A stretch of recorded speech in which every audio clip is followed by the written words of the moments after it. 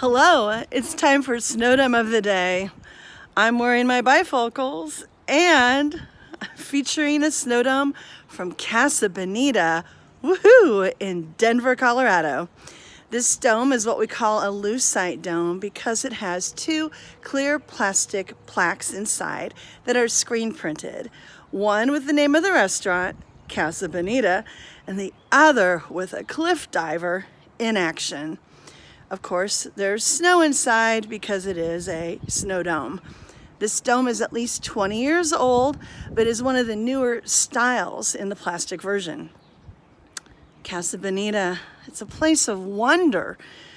I've encountered it a few times in my life, each time being progressively more concerned about the quality of the food I was eating, but each time equally impressed about the power of the human imagination. You see, this is a restaurant that looks fairly innocent from the outside. It's located in a strip mall. But once you walk inside the restaurant, you slowly begin to realize that you are inside an indoor architectural wonder.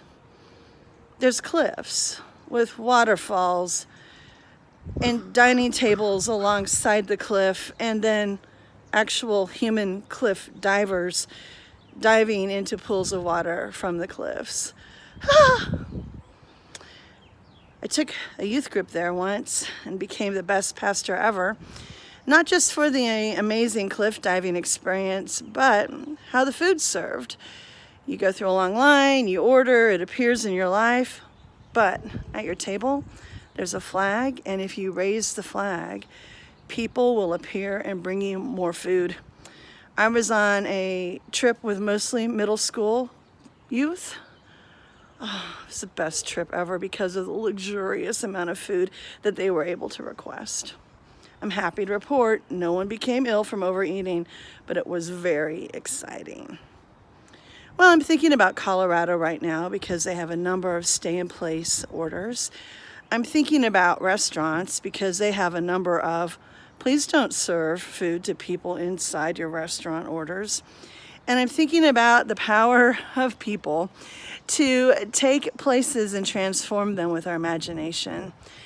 It's pretty mind-roasting to think that there might be cliff divers employed to work inside a strip mall restaurant. I'll let that sink in for a moment. It's a luxurious amount of creativity.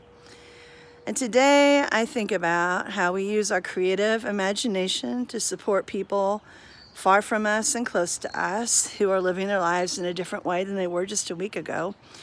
And I think about the future ahead of us and how we have time to imagine new places and ways of doing things, some of which are simple, some of which are more elaborate. A simple example that you might hear about again, it's my custom to plant tomatoes, peppers, and eggplants in my garden. This year, I think I'm going to imagine what it's like to plant some early season vegetables, maybe some carrots, some radish, some lettuce in my garden. I'm thinking about how I can plant some of those near the curb to share with my neighbors, and then extra vegetables to share with friends in the backyard. It's an example of creativity, not as dramatic. Who is a cliff diver in the midst of burritos? But it's still one way that we can be inspired by the time we have to imagine. I hope you will be able to spend some time imagining your future, using your creativity to see what it is you are called to do. And I hope we'll all be in prayer for one another in this strange and difficult time. I'll say a short prayer. Loving God, in the midst of all the seasons, all the burritos, and the strangeness of cliff divers in the midst of a restaurant, we give thanks for your presence. Amen.